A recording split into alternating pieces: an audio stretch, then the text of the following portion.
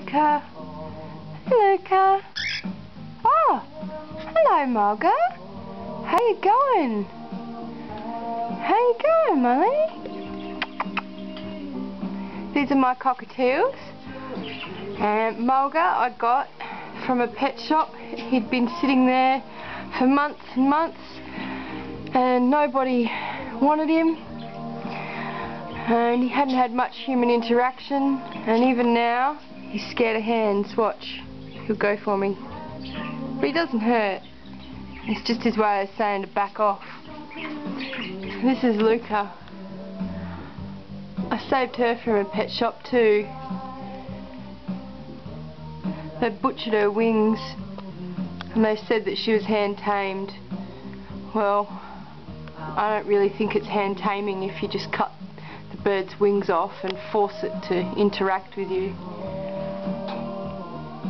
With Mulga, even though he's scared of my fingers, he's chosen to come to me over time and being patient, and I think that's the key to having birds.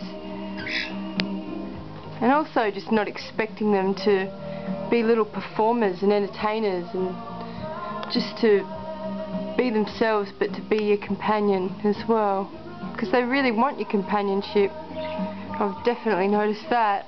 Whenever I come home they get so excited and they start making all these chirpy sounds. I'll have to catch it on camera one day because it's really funny.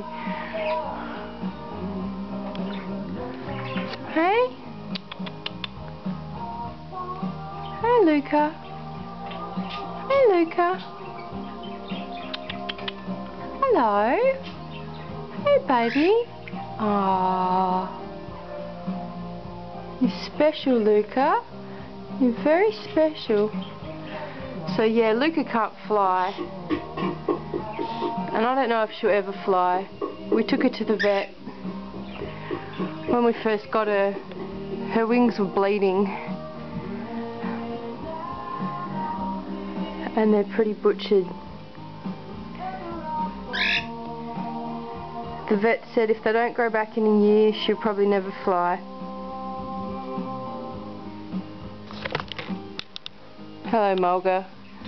And anything Luca does, Mulga does too. So if Luca comes on my fingers, Mulga will jump on my arm. It's pretty cute. I think he likes his friend.